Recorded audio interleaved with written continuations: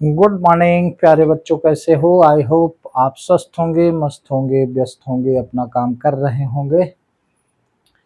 इस समय हम चल रहे हैं चैप्टर 5 अर्थमेटिक प्रोग्रेशन एक्सरसाइज 5.2, जिसमें मैंने आपको 14 क्वेश्चन बता दिए। अब मैं आपके सामने रख रहा हूं क्वेश्चन नंबर 15। मैंने आपसे कई बार कहा कि मैं क्वेश्चन को थोड़ा सा विस्तृत लिखता हूँ, एकदम सरल करके लिखता हूँ। अगर आपको ये लगता है कि ये टाइम वेस्टिंग है तो आप इसको शॉर्टकट तरीके में कर सकते हैं, लेकिन मेरा ये यहाँ पर सोचना है कि स्टेप बाय स्टेप बच्चों को बात समझ में आए कि ये कैसे हो गया, अगला स्टेप कैसे आया। बहुत ऐसे बच्चे हैं जो नहीं समझते, पहले ध्यान नहीं दिया है, यद्यप सरल, लेकिन पहले ध्यान नहीं दिया तो नहीं समझते। तो मेरी कोशिश होती है कि जो बच्चे समझ रहे हैं तो बड़ी अच्छी बात है, वो तुरंत समझ गए। जो नहीं समझ पा रहे हैं अगला स्टेप कैसे हुआ, कहाँ मल्टीप्लाई हुआ, कहाँ डिवाइड हुआ, कहाँ सब्सट्रैक्ट हुआ, प्लस माइनस कैसे हो गया, थोड़ा समय वो विस्तृत करता हूँ। तो आप उससे प्लीज अपने हिसाब से देखिएगा। मैं सभी बच्चों के लेवल का पढ़ाने का प्रयास करता हूँ। आइए देखते हैं question number 15। For what value of n are the nth terms of two APs this and this equal. तो इसमें कहा गया कि n की किस वैल्यू के लिए इन दो एपी का कौन सा नंबर ऑफ टर्म इक्वल है। ठीक है, यानी कि एक एपी ये दी गई है, एक एपी ये दी गई है। इन दोनों एपी का कौन सा नंबर ऑफ टर्म इक्वल है। 11वां इक्वल है 1 2 3 4 5, फिफ्थ टर्म इक्वल है कि फोर्थ टर्म इक्वल है, कौन। इसलिए इसमें for what value of n, n 1 2 3 n माने नंबर। ठीक है, तो जब इसको हम सॉल्व करेंगे मेरे भाई तो लिख लेंगे solve let nth terms of two APs are equal। कह सकते हैं कि A N equal B N. अब मैंने डायरेक्ट लिख लिया A N equal B N. A N से मतलब है ए पहले एपी का फर्स्ट टर्म है, बी एन से मतलब है दूसरी एपी का फर्स्ट टर्म बी है।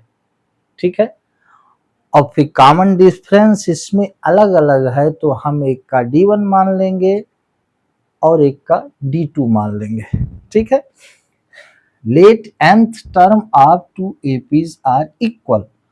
nth टर्म n में कुछ हो सकता है, 1 2 3 4 5 6। ठीक है, लेकिन चूंकि 2 एपी है तो एक एपी का an हमने मान लिया nth term.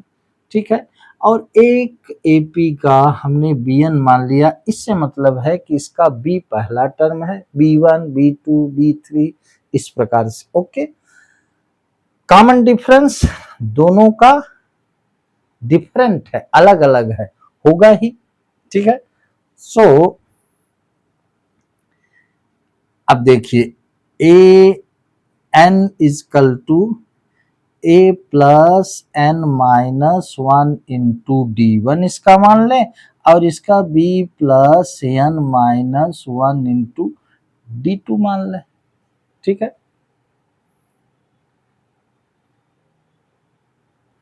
D1 D2 common difference को D से डिनोट करते हैं, बट यहाँ D1 D2 इसलिए मान लिया कि पहली और दूसरी एपी का जो कॉमन डिफरेंस हो वो डिफरेंट होगा। अब देख लें, मैं डायरेक्ट लिख रहा हूं ए, इस एपी का first term 63 plus n minus 1 into D1, इसका 65 में 63 जाएगा। अब डायरेक्ट लिख रहा हूं, क्योंकि इतने क्वेश्चन आप लगा चुके हैं तो समझते होंगे। 65 में 63 गया 2 आएगा। D1 यानी फर्स्ट एपी का कॉमन डिफरेंस। ठीक है, 65 माइनस 63। ठीक है, बी सेकंड एपी का first term 3 + n - 1 into D2 10 में 3 गया तो आया 7।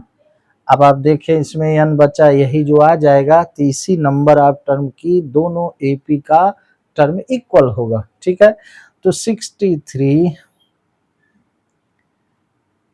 + 2n - 2 = 3 + 7n - 7।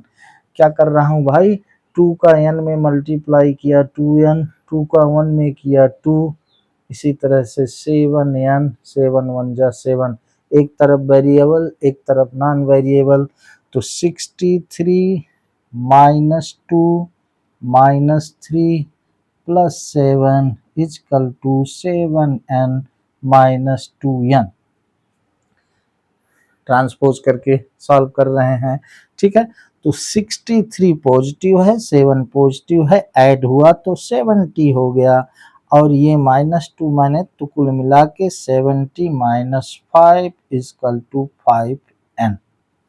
Right, 3 2 5 minus minus आपस में जुड़ते हैं, लिखा माइनस में जाता है, तो 70 में 5 चला गया, 65 = 5n, यानी 5n = 65, यानी n = 65/5, 13 जा, यानी n = 13। This is answer. क्या आंसर आया, इन दोनों एपी का 13th टर्म इक्वल है। आंसर में क्या लिख देंगे, 13th टर्म, है ना, पूरा लिखेंगे आंसर में क्या, 13th term of both AP are equal, दोनों का, ये आंसर हो गया। इस प्रकार से मैंने आपसे कई बार कहा, हर क्वेश्चन एनसीईआरटी के अलग होते हैं, चाहे थोड़ा सा ही अलग हो, लेकिन इस एक्सरसाइज के सारे क्वेश्चन चल रहे हैं nth term of an AP के फार्मूले an = a + n - 1 into D. अगर वो आपने समझ लिया, सारे क्वेश्चन कर लेंगे। 50 number question clear. For what value of n are the nth term of 2AP? These are this equal to 13th term of this AP are equal, है ना। तो आइए इसको मिटाते हैं, नेक्स्ट क्वेश्चन आपके सामने रखते हैं, इसको करिएगा। Question number 16। ठीक, क्वेश्चन नंबर 16। अब क्वेश्चन मैं पढ़ रहा हूं, आप देखिएगा किताब में। क्वेश्चन नंबर 16 में गिवन क्या है, सीधे लिखता हूं। क्वेश्चन नंबर 16, मेरे भाई, determine the AP whose third term is 16। एक एपी है जिसका थर्ड टर्म गिवन, गिवन में क्या है, गिवन में A3 = 16 ये दिया। Okay, and the 7th term exceeds the 5th term by 12। 7th term exceed 5th term by 12। ये आप समझ गए होंगे, नहीं समझे तो समझाता हूं। कहता है एक एपी है जिसका थर्ड टर्म 16 है, और उस एपी का 7th टर्म 5th टर्म से 12 अधिक है। 7th टर्म 5th टर्म से 12 अधिक है, तो हमने 5th टर्म में 12 जोड़ दिया तो 7th टर्म के बराबर हो गया। ये बैलेंस करने का तरीका है, यही इंपॉर्टेंट है समझना। ठीक है, 7th टर्म 5th टर्म से 12 अधिक है, तो 5th टर्म में हमने 12 जोड़ दिया, इसलिए यहाँ बीच में इक्वल लिख लिया। अब ये इक्वेशन बन जाएंगे। सो आप यहाँ लिख सकते हो क्या, A3 यानी A + 2D = 16। मेरे भाई, दिस इज फर्स्ट इक्वेशन। इस क्वेश्चन में पूछा क्या, डिटरमाइन द एपीज। एक एपी जिसका थर्ड टर्म 16 है और 7th टर्म 5th टर्म से 12 अधिक है, उस एपी को फाइंड करिए, ये क्वेश्चन कहता है। ठीक है, A7 A + 6D = A5 A + 4D plus 12, अब ये सेकंड इक्वेशन बन जाएगा भाई, ए कैंसिल हो गया, ठीक है। तो 6d minus 4d is equal to 12, तो 6d में 4 2d इजकल टू 12, तो d इजकल टू 12 अपान 2, 2 6 जा 12, तो d इजकल टू 6 आ गया मेरे भाई, ये 6 आ गया, ठीक है। 6d में 4d गया, 2d आया, इजकल टू ये 12, तो d इजकल टू 12 अपान 2, 2 6 जा 12, d इजकल टू क्या 6 मिला। Put the value of d in equation first, equation first में d की वैल्यू रख देंगे, a आ जाएगा, जनरल फॉर्म से ap मिल जाएगी। फर्स्ट इक्वेशन है a plus 2d equal to 16, d आ गया a प्लस 2d, ठीक है। 2d 2 इंटू डी की वैल्यू 6 रख दिया इजकल टू 16, तो a plus 12 equal to 16, a equal to 16 minus 12, तो 4 हो गया, a क्या आ गया भाई 4 आ गया। तो मैंने अभी शुरू में कहा कि मैं थोड़ा सा ये विस्तृत स्टेप लेके चलता हूँ, सभी बच्चों के समझ में आए। अगर आपको समझ में आता है शॉर्ट करना, आप इसको शॉर्ट कर सकते हैं। तो a 4 आ गया, d 6 आ गया, देन AP क्या हुई, पहला टर्म a, दूसरा a प्लस d, तीसरा a प्लस 2d, फिर डॉट डॉट डॉट, ये AP का जनरल फॉर्म है। तो a क्या है 4 है मेरे भाई, a प्लस डी यानी 4 प्लस 6, और a माने 4 प्लस 2 इंटू 6, तो क्या हुआ 4 6 4 10, और ये 6 दूनी 12 4 16, ये AP आपकी हो गई, यही आपका हो गया आंसर, यानी कि एक AP जिसका third term 16, seventh term fifth term से 12 एक्सीड है, ज्यादा है, तो उस AP को फाइंड करिए, तो ये आपकी AP आ गई, ठीक है। 4 10 16 ये क्या आ गई AP आ गई, डॉट डॉट आगे ऐसे बनती जाएगी। आप इसको चेक भी कर सकते हैं, सेवंथ टर्म देख लीजिएगा, फिफ्थ टर्म से 12 ज्यादा होगी, ठीक है। इसी तरह से आइए यहाँ पर देख लें क्वेश्चन 17, देख लेते हैं क्वेश्चन नंबर 17, पढ़िए तो जरा। Find the 20th term from the last term of the AP this, थोड़ा सा अलग है, लास्ट कोई AP दी गई है, उसके लास्ट टर्म से 20 टर्म फाइंड करना, ठीक है।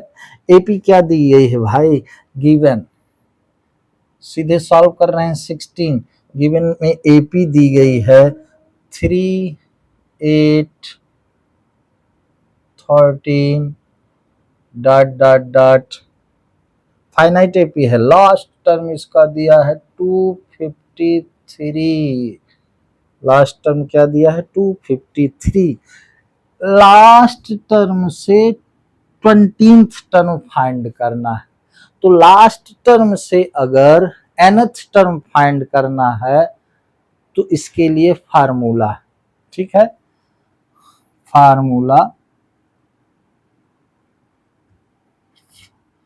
For the last term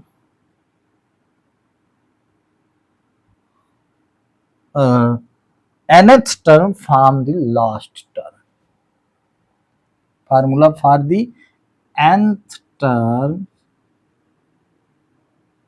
from the last term, equal to L minus N minus 1 into D, इसको ध्यान रखिए, ठीक है। nth term from the last term, last term से nth टर्म अगर फाइंड करना है तो उसके लिए फार्मूला यहाँ L minus N minus 1 into D, L का यहाँ मतलब लास्ट टर्म है, ठीक है। तो अब लास्ट टर्म से क्वेश्चन में 20th टर्म पूछा है, तो लिखेंगे 20th term from the last term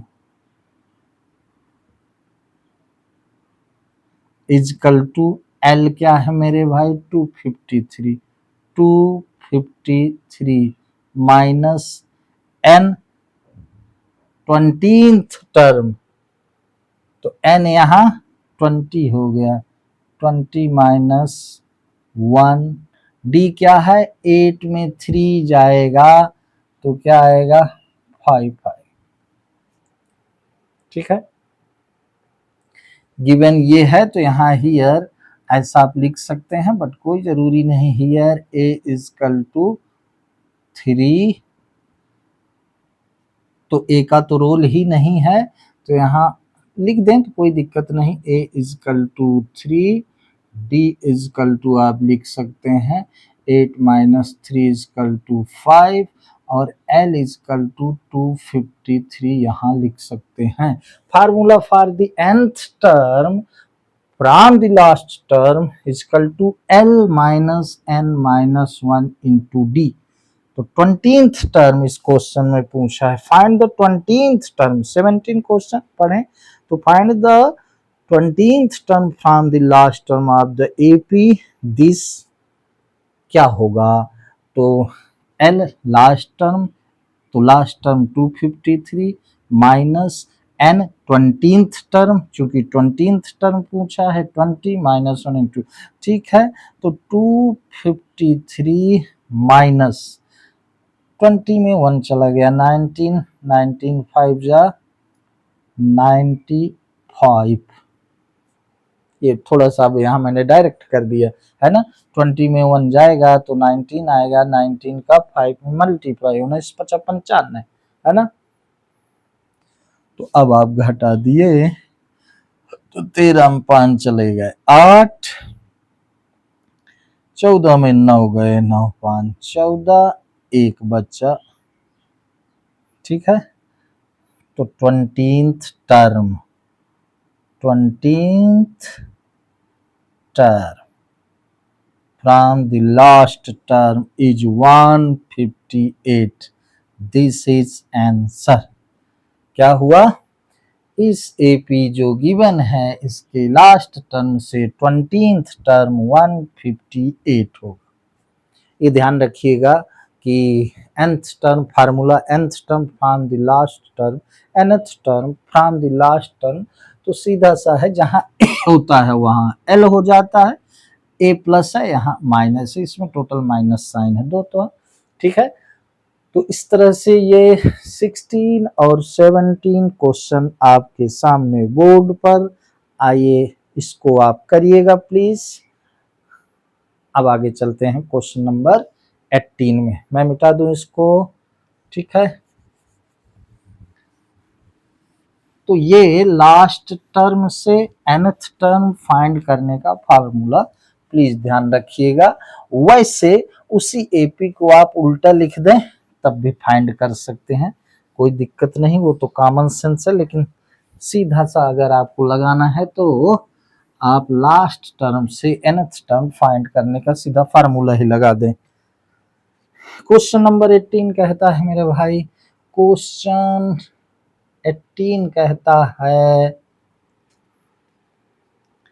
the sum of the 4th and 8th term of an AP is 24। जैसा कहता हूं वैसे लिखते जाएं, सरल है। The sum of the 4th given, यहाँ गिवन में क्या लिखें 18 नंबर का क्वेश्चन पढ़िएगा। गिवन है A4 plus A8 equal to 4th and 8th term का सम कितना है 24। ठीक है, and the sum of 6th and 10th term is 44. 6th term plus a10 is equal to 44. देखिए 18 नंबर बिल्कुल सिंपल है. The sum of 4th and 8th term of an AP is 24. 4th और 8th term का सम 24 है. 6th and 10th term का सम 44 है. तो find the first 3 terms of the AP. जाहिर सी बात है इससे 2 इक्वेशन बन जाएंगे, ए डी आ जाएगा, तो आप 3 टर्म फाइंड कर लेंगे. बिल्कुल सरल क्वेश्चन है.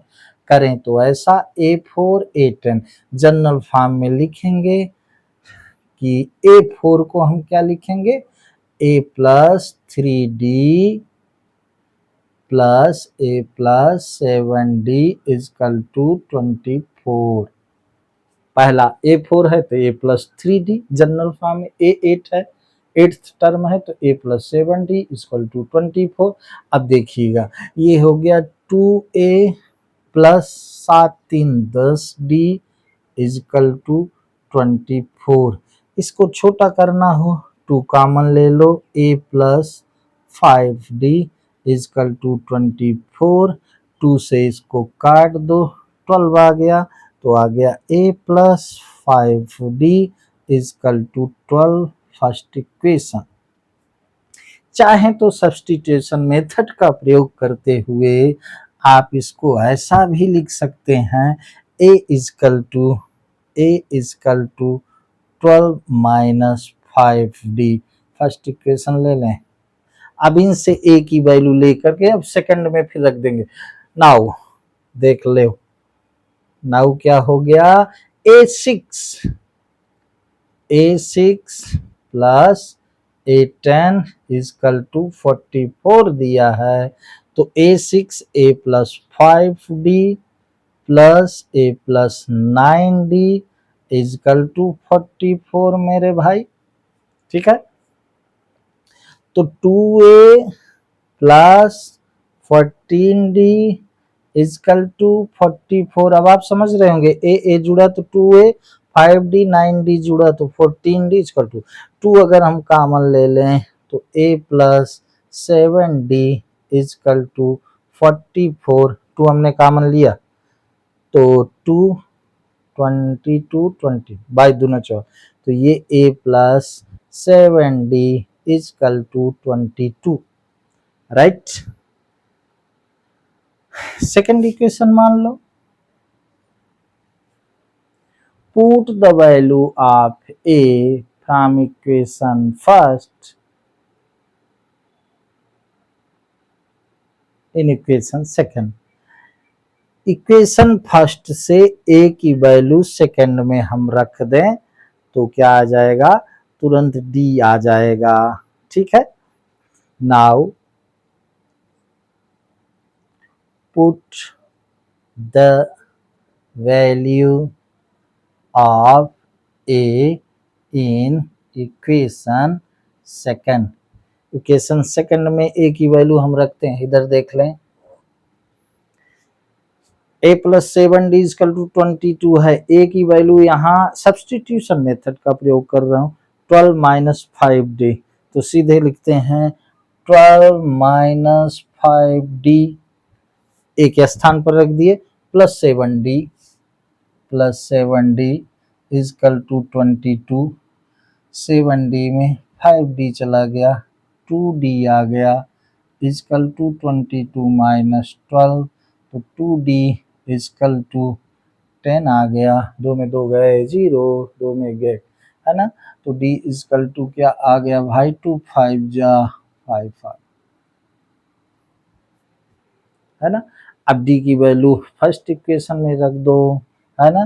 पुट द, थोड़ा लेंदी हो गया, put the value of D in equation first. Equation first क्या है भाई, a is equal to 12 minus 5d, a is equal to 12 minus 5d, d की वैल्यू आ गई तो a is equal to 12 minus 5 into 5, ठीक। तो क्या हो गया, a is equal to 12 minus 25, इसलिए a is equal to आपका आ गया 12 घटा तो -13।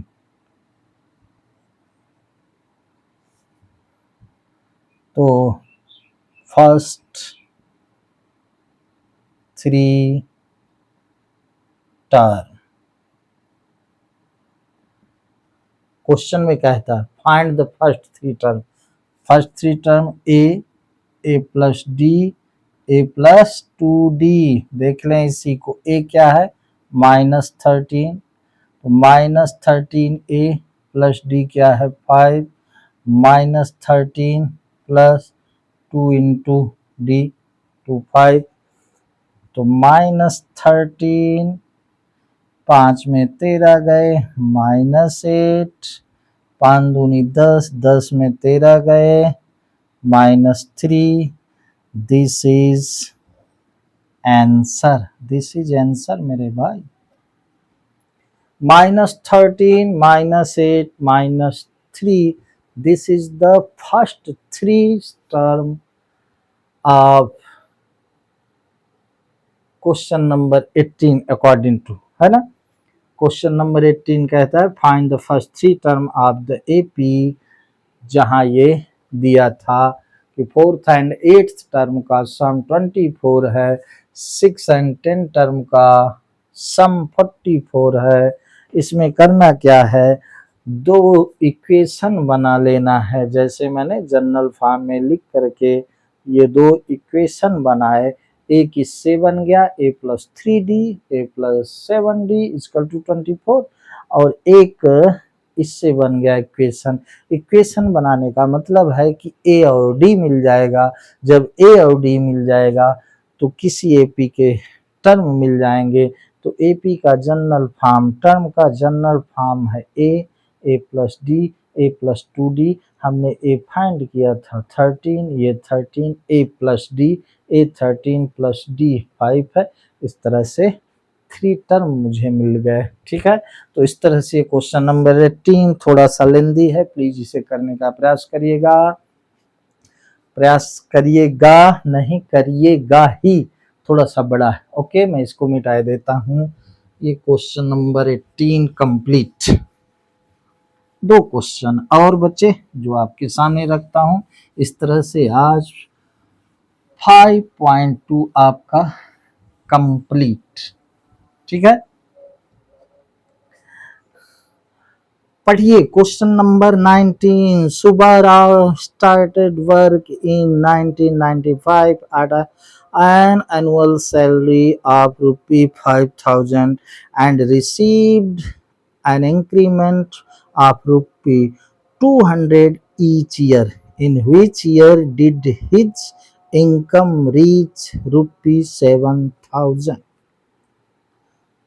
सीधा सा क्वेश्चन है। सुब्बाराव 1995 में वर्क स्टार्ट करती है, जिसके एनुअल सैलरी 5,000 है, और फर्स्ट ईयर ईच ईयर 200 उसकी सैलरी में इंक्रीमेंट लगता है। तो बताना है कि जब उसकी सैलरी 7,000 हो जाएगी तो किस ईयर में होगी, है ना। 1995 से शुरू किया और 5,000 से शुरू किया, ईच ईयर 200 का इंक्रीमेंट लग रहा है। तो 7,000 उसकी जब सैलरी होगी तो किस ईयर में होगी, 1 2 3 कुल मिला के एन फाइंड करना है, ठीक है। क्वेश्चन नंबर 19 अगर देखें तो गिवन, इसमें सीधा सा गिवन पर जाएं। अगर आप क्वेश्चन को समझ गए हैं तो गिवन में जाएं, तो इसमें ए दिया है 5,000, सीधा सा है, ठीक है। 5,000 फर्स्ट ईयर थी 1995 में। डी देख लें तो 200 है भाई, क्योंकि हर ईयर 2000 इसकी सैलरी बढ़ती है। तो आप ऐसा समझ लें चाहे ऐसे समझ लें, है ना। कैसे कि गिवन है ना, सैलरी ऑफ सुब्बाराव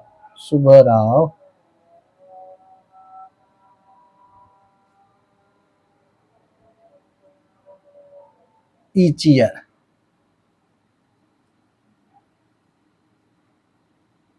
क्या पहले है 5000, फिर 5000 प्लस 200, ठीक है। फिर तीसरे ईयर में क्या हो गया कि 5000 प्लस 200 प्लस 200, हर साल जुड़ रही है ना भाई। तो कुल मिला के क्या हुआ 5000, 5200, अब ये 224 हो गया तो 5400, यही ना हुआ। सो ए इजकल टू 5000 रुपी है, डी इजकल टू 5200 में 5000 घटा दिए 200 रुपी, ठीक है। और लास्ट उसकी जो सैलरी है वो 7000 हो जाती है, तो ए एन इजकल टू हो गया 7000। लास्ट में उसकी जो सैलरी 7000 हो जाती है तो कहता है किस ईयर में होगी, ठीक है। तो एन इसमें फाइंड करना है। Since a n is equal to a plus n minus 1 into d, a n क्या है 7000, 7000 जिस ईयर में, अब ईयर नहीं आएगा नंबर आप आएगा बोला, फिर आगे समझाते। ए कितना है 5000 है भाई, प्लस एन वही तो फाइंड करना है डी 200। अब देख लें 7000 minus 5000 equal to n minus 1 into 200, तो ये क्या आ गया 2000 आ गया, 5 2 7000 अपान 2 कर लो भाई, 200 equal to n minus 1 cut गया, ठीक है। 2 दाहम 20 क्या आया 10 इजकल टू एन माइनस 1, यानी 11 इजकल टू एन, यानी एन इजकल टू 11, एक ही बात। 11 साल में उसकी सैलरी 7000 होती है, ठीक है। तो 1995 में क्या थी 5000, ऐसे जुड़ता गया, ठीक है। तो किस ईयर में, अब देखें यहां समझे 1995 में थी 5000, ठीक है, ये फर्स्ट ईयर हो गया। 11th यानी क्या है 11th है, 11th टर्म उसका 7000 हुआ, तो 11th टर्म में ईयर क्या होगा, आप उसी में 11th जोड़ दें, तो 1995 में 5000 1 हुआ, फिर 1996, 1997, 98, इस प्रकार से आप जोड़ते चले जाएंगे 11 तक, तो 2005 में इसको आप लिख लें। अब ये 6 में इतना हो गया भाई, सेकेंड ईयर हो गया। एक तरफ से आपको समझाते कोई दिक्कत नहीं, ये हो गया थर्ड ईयर, ठीक है। थोड़ा आपको समय लगता होगा लेकिन क्लियर समझ में। 1998 में क्या हो गया 5600 फोर्थ ईयर में, ठीक है। फिर ये 19 इसमें कितना हो गया 5800, आप देख लें फिफ्थ ईयर में, ठीक। फिर 2000 में कितना हो गया 6000, ठीक। फिर 2001 में कितना हो गया 6200 7 में, ठीक है। 2002 में 6400 देख लें 8 हो गया 8 नंबर में। फिर 2003 6600 9, ठीक है। फिर 2004 में कितना हो गया 6800 10th। ये देखिए 2003 में 7000, ये हो गया 11। ये मैं समझाना चाह रहा था, ठीक है, कि उसमें 1995 में अगर आप 11 जोड़ेंगे, ठीक है, तो 11 चूंकि उसको लिए हैं इसलिए 10 जोड़ेंगे। किसको लिए हैं 19, इसको भी समझाता हूँ, ये समझ में आया, उसको भी समझाता हूँ क्यों ऐसा करते हैं। 11th यन आया, फर्स्ट टर्म था 5000, इसलिए 1995 में 10 जोड़ना है, 11th नहीं जोड़ना है। ये देख लें 5 9 1 10 9 1 10, ये आ गया। 10 क्यों जोड़ रहे हैं, क्योंकि 1995 एक ईयर हो गया 5000, इसलिए इसमें 10 जोड़ेंगे तो इतना है। तो आंसर क्या हुआ 2005 ईयर, है ना, में उसकी सैलरी आपकी होगी कितनी 11th ईयर लिख सकते हैं। आंसर में आप यहां लिखेंगे 11th ईयर्स में उसकी, चूंकि वो पूछता है in which year did his income rich ₹7000, तो 11th ईयर में उसकी सैलरी 7000 हो जाएगी। सेम टू सेम इसी तरह का क्वेश्चन है, आप इसको करिएगा थोड़ा सा घुमा के, ठीक है। सेम टू सेम इसी प्रकार का क्वेश्चन है आपका 20 नंबर। क्वेश्चन समझ ले, फटाक से समझ में आ जाएगा कि अच्छा ये करना है, ठीक है। असाइट में आप ऐसा कर सकते हैं। Question 20 Ramkali save ₹5 in the first week में 5 रुपए सेव करती of a year and then increases her weekly saving by ₹1.75, ₹1.75। If in the nth week her weekly saving become ₹20.75, find n। वही चीज है अकॉर्डिंग टू क्वेश्चन गिवन है। इसमें क्या 20 में गिवन है a इजकल टू मेरे भाई 5, है ना। रामकली 5 रुपी सेव करती है फर्स्ट वीक में, ठीक है, ऑफ अ ईयर, है ना। पहले वीक में 5 रुपए सेव करती एंड देन इंक्रीज हर वीकली सेविंग, हर हफ्ता उसका सेविंग 1.75 बढ़ता जाता है। तो यहाँ डी हो गया 1.75। और कहा जा रहा है कि हर वीकली सेविंग बिकम ₹20.75, तो ये an इजकल टू हो जाएगा 20.75। ये सब रुपी है भला। फाइंड n, इसमें हमको n फाइंड करना है भाई, फाइंड n करना। nth वीक, कितने वीक में उसकी सेविंग 20.75 हो जाएगा। बस इसी को सॉल्व कर देना है। Since an equal to a plus n minus 1 into d, तो an क्या है मेरे भाई 20.75 इजकल टू a क्या है 5 प्लस n तो फाइंड करना है, d क्या है 1.75, यही है ना। हाँ, इसी को सॉल्व कर लें, इसी को सॉल्व करना है, बाकी कुछ नहीं। 20.75 minus 5 equal to n minus 1 into 1.75 direct करते हैं। ये घट गया 5, 20 में 5 घटे भला, तो 15.75 equal to n minus one into 1.75, तो 15.75 upon 1.75 equal to n minus one. मेरे भाई पॉइंट के इधर इक्वल डिजिट है इसलिए ये हट गया,